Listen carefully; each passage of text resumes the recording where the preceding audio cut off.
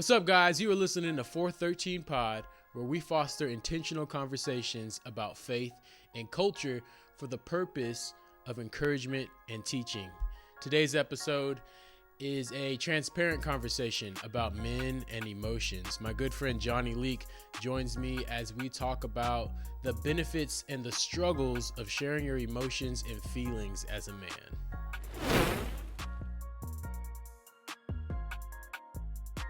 Okay, so men and emotions. I think, I know just with our society and our culture and everything, when it comes to emotions and has to do with men, it's like we're encouraged to suppress them, or we might be considered weak depending on what kind of emotion we're letting portray us. A lot of times you got to be strong, you got to be angry and stuff like that. But when it comes to emotions, if it's anything other than that, whether it's sympathy or fear or sadness, things like that, is frowned upon. And especially not even just with men, but even unfortunately with Christian believers and Christian men. So, what would your experience be with just how just your emotions just from growing up? It may be how you're raised. It may be different encounters. Because I know with me, I didn't even really learn or try to share my emotions even with like my parents on certain things, just because I thought it was fine. I thought I could handle it on my own. And I just kind of saw myself as somebody that didn't need to talk about their feelings and everything. So for me, when I was a kid, I was a very emotional kid. Like, I expressed all my emotions: happiness, sadness, anger, joyful. I was just off the wall. Like, I was you can call me like troublesome, like very energetic kid. So I had no problems expressing my emotions as a kid. My dad, he was very, very reserved, but he didn't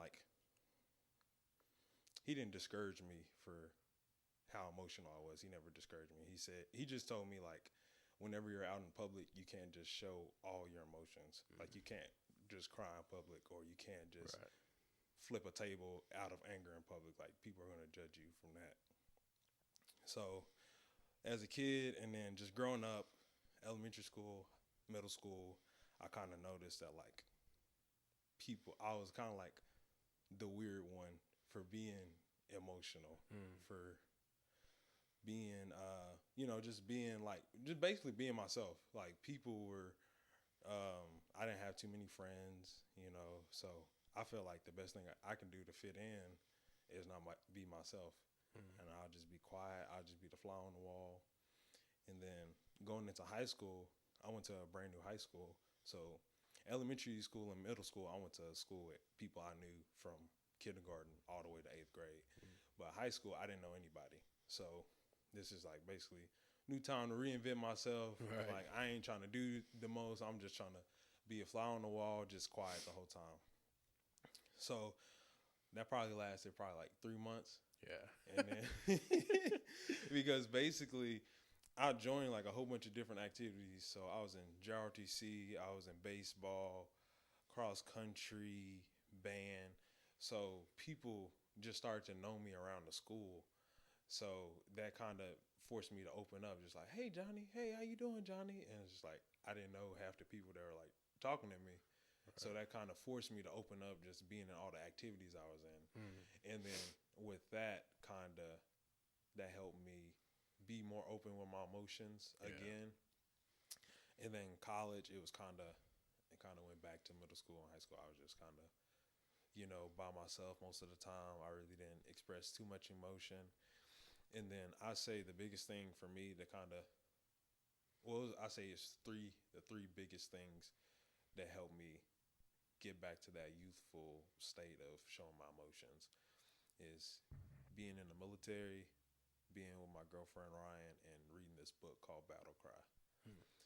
So being in the military, I thought the only way you could survive is just being like, kind of like my mom said going into high school, just being a fly on the wall, just being just do what you're told and don't do much else. Go with the flow. Yeah, just go with the flow. So, going to basic training, I was like, I don't want anyone to know my name. I don't want, I don't want any attention on myself. I'm gonna just go there, do what I need to do. No one's gonna know me. 2 weeks, everybody know my name. And it's like, and then my nickname in basic training was 600. So I'm like 600, 600, 600. And so everyone, basically, how'd you get that nickname? So 600, that's the perfect score on like our fitness test. So, so I got a perfect score. So everyone just called me 600. That's a dope nickname. Yeah. So basically, just being in the military, and it's just like when you're in basic, you're in a bay with like 50 dudes, Right. and like you're in like this tight, compact space with 50 dudes. So you got 50 personalities, 50 different emotions. Just people are going through different things, and not even just there. Like people have lives outside that affects them. Right. Like my bunkmate, his grandma died when we were at basic. One guy, his fiance left him. It's just like things on the outside world was affecting people there, and like you don't know until you ask. So being there, I feel like it just opened him. Just being at basic training and OCS, Officer Candidate School, kind of opened me up.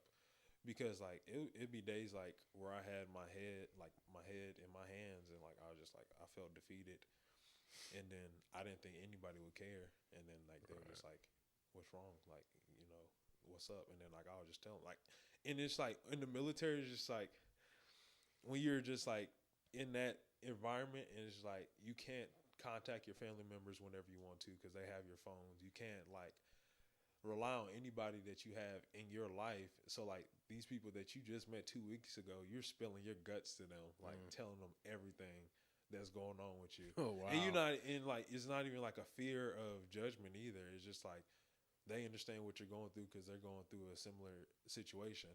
Like I was during OCS, me and my girlfriend, we broke up, and I was like real heartbroken over that. And then I spilled my guts to one of my friends. And then she told me how her fiance cheated on her while she was like in basic training, like this a is month someone ago. at OCS. Wow. So like we went from basic training straight to OCS, and like a lot of the guys that I went to basic training with, we went to OCS together. So I told her how I was heartbroken and stuff, and everything that was happening with Ryan, and then she told me how her fiance, basically broke off the engagement, cheated on her, and stuff like that. So it's just like that vulnerability is just it's unlike any environment I've ever been in, where it's just like the whole environment's like that. So I say that opened me up a lot. And then just being my girlfriend, when we're guys in this culture, we're taught to be the protector and the provider. Right. So that's my mindset going into a relationship. Definitely a relationship I plan on taking it to marriage. Like be fun a little bit. Crack some jokes. Smile when we're taking a picture, but like really not. I'm not trying to get too deep emotionally because most of the time I can break things down to like it is what it is. Like and like kind of I feel this way. Well, it doesn't matter.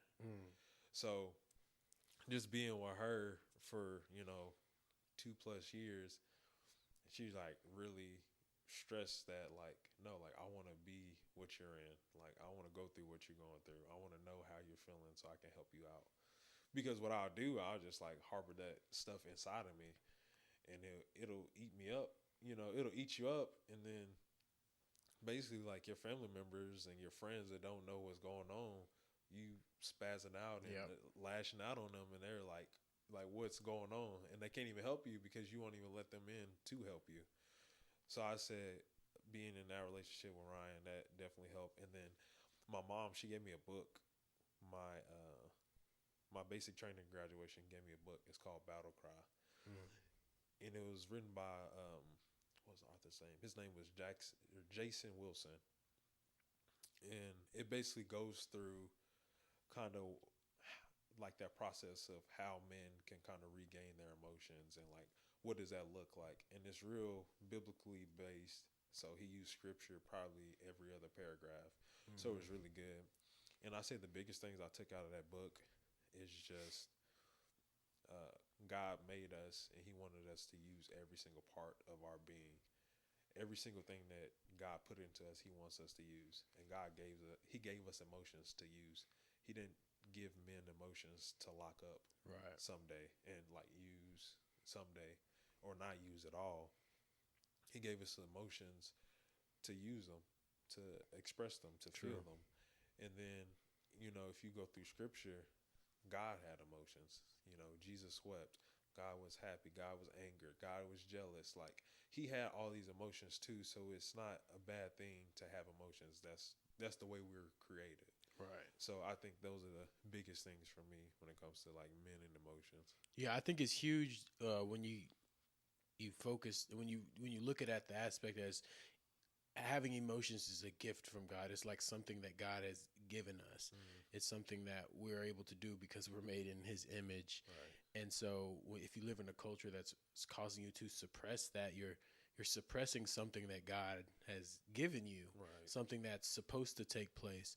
So it's not natural. It's not healthy for you to not be able to do that. And one thing you mentioned was just how freeing it felt to being in that environment where you can be vulnerable. It's like it's almost healing Right. to be able to be in an environment or talk with somebody that you can be vulnerable with, or that might be experiencing something similar where you can relate with in that way. Right. That's just going to be able to listen to you and not judge you or bash you just because of how you're feeling.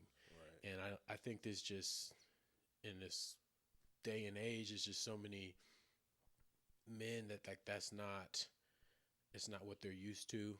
It's not what we've grown up doing.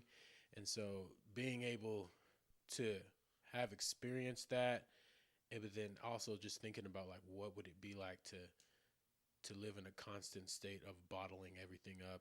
You think of like a 2 liter of soda, you shake it up and shake it up, you open it just a little bit and it explodes, and you're expressing that what it's like. And I think that's what it could be like with not being able to being in an environment or have someone you can talk to about your emotions and how you're feeling, because when you bottle that up and go throughout life and you get shaken up, things happen that are inconvenient and that are hurtful, and it just shakes us up on the inside. And if we're not allowed to be vulnerable and share how that feels, or even allow ourselves to feel that, if we're continually trying to suppress it, all it takes is for one thing to happen wrong, or for you to finally open the cap and everything comes exploding. Nobody even really knows where it's coming from. And that was my deal. It was from lots of different situations. Like I was similar. I would cry a lot growing up. I would share how I felt, but it was always like after I've let it build up.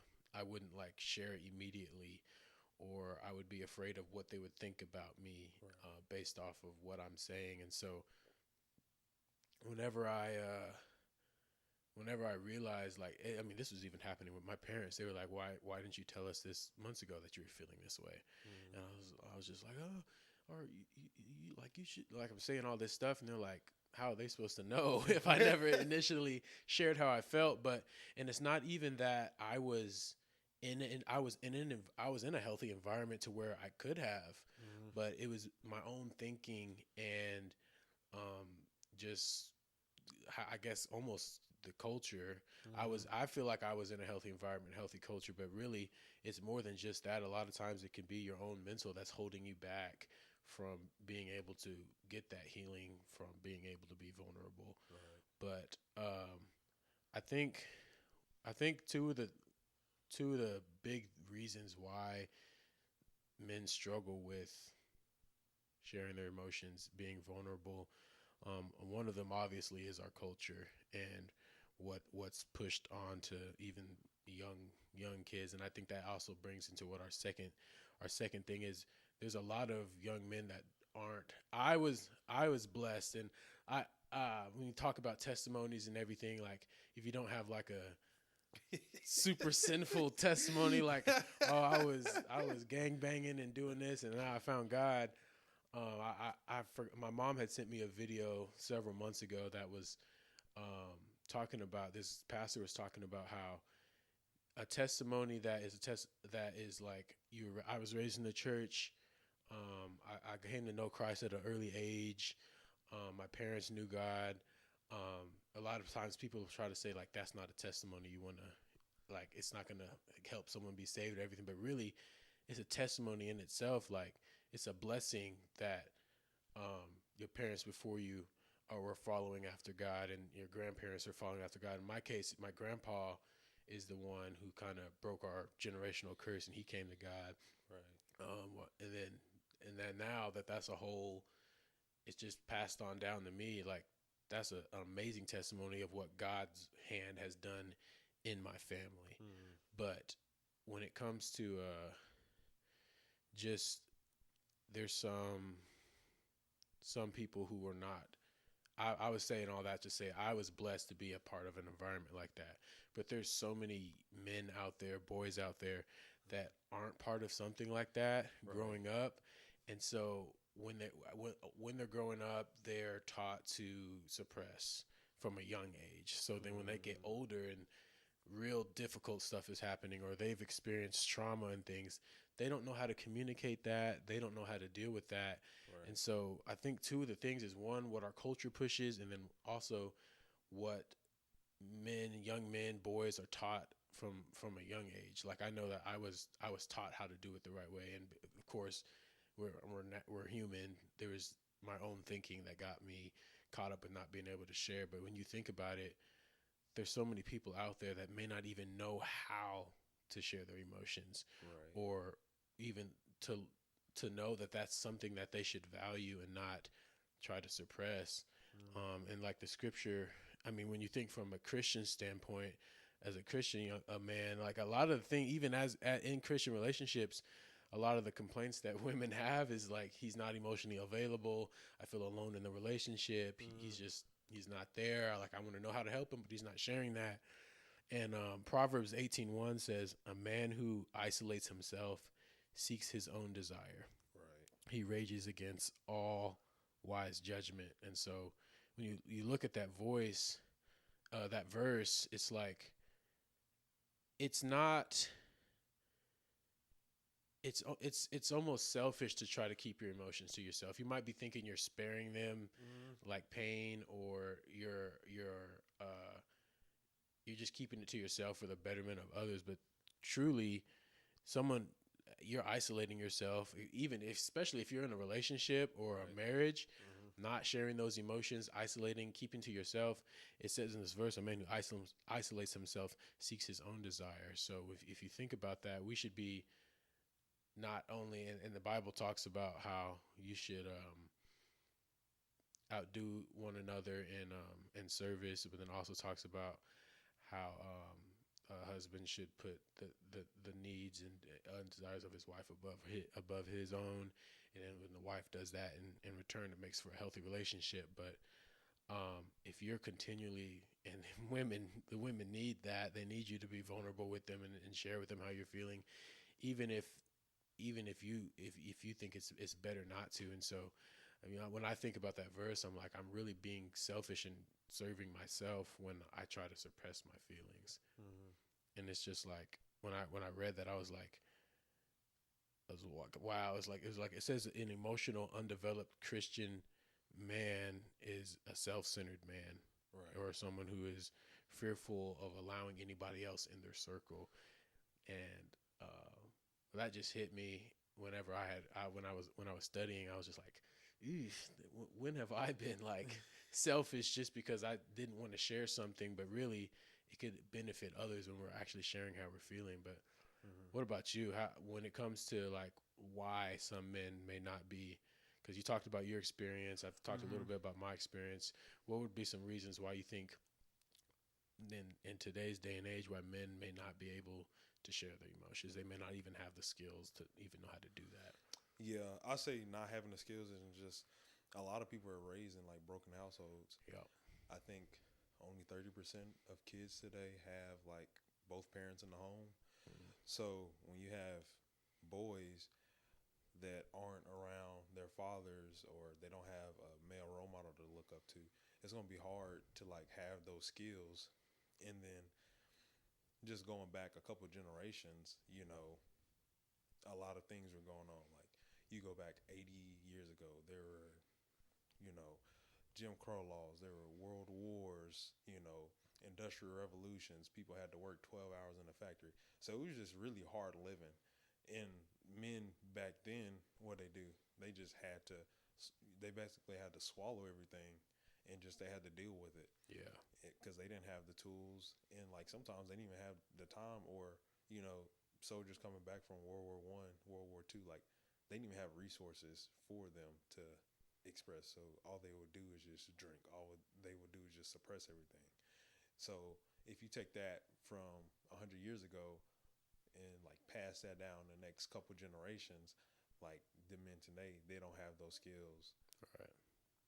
And I talked to my dad about this because my dad, he didn't have his dad around. So he just had to go off of TV and, the male role models around him. And he told me, he's like, I thought the only thing I had to do is just be a provider and be a protector. And then like, I'll be good. Mm-hmm. And he said, now I'm learning like I have to be emotionally available. And he told me like some things that he regretted, like raising us. And he wished he was more emotionally available. He wished he talked to us more. He wished Right. he, sat down and taught us things instead of just doing everything on his own. So I think it's just like a lack of knowledge because the men aren't there in these young men's lives, and yeah, just a lack of knowledge and a lack of available men to Yeah. teach those skills. Yeah, that's real. That's real. And I think that also it leads to the situation with like King David in the Bible and Mm-hmm. Jonathan. Um, one thing is like we sometimes we have to be taught not to react to our emotions right off the bat, Mm. because sometimes as soon as you feel something has got men, you want to do something about it. Oh, I Mm-hmm. got to do this. I got to fix this. I got to do that. And but when you think about how you want to honor God in everything that you do, you have to learn to manage your manage your emotions. And Mm. one of the ways you can do that is having other men in your life who are also, I guess you could say, emotionally available. You think about Right. David and Jonathan's relationship. Mm. Really, in this day and age, people look at that relationship and try to say something different about it. And Yeah. but if you really like, that's a real man, two men having a real genuine friendship and relationship, Mm. and both of them were bettered because of it. And through Psalms, we find David expressing various emotions ranging from fear and sadness and praise and gratitude. Mm. But like you mentioned, you already mentioned how Jesus wept. He dealt with sinners asking him for forgiveness. Like Jesus handled emotions, and he knew how to handle them. And so there's tons of examples in the Bible of how men were able to manage their emotions, but they also had relationships with other men who were also emotionally available. Right. And I know you were talking about how like there's like at a young age, there's a lot of these young boys and young men that are suffering just not from having that male relationship, Mm. a father or a mentor or a father figure in their life to kind of teach them how to do those things. And unfortunately, there's been a cycle of now there's several generations of men who don't know how to do that. Right. But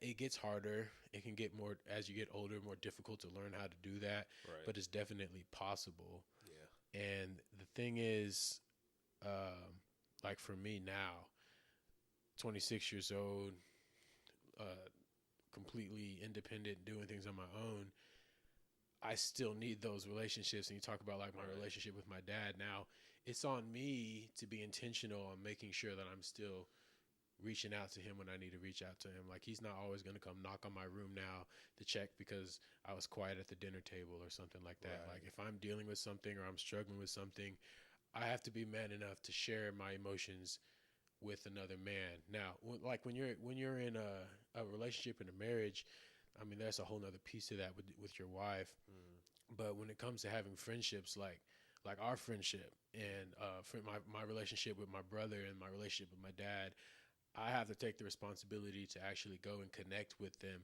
because if you go so long without having that outlet or that where you can be vulnerable, that soda bottle is still going to start fizzing up. Right. Even if you feel like you're okay, sometimes and we get really busy. We get busy with work, busy with ministry, with life, whatever it is, and we forget to have those check-ins. So it's on me now also to make sure that I'm making those intentional conversations. Right.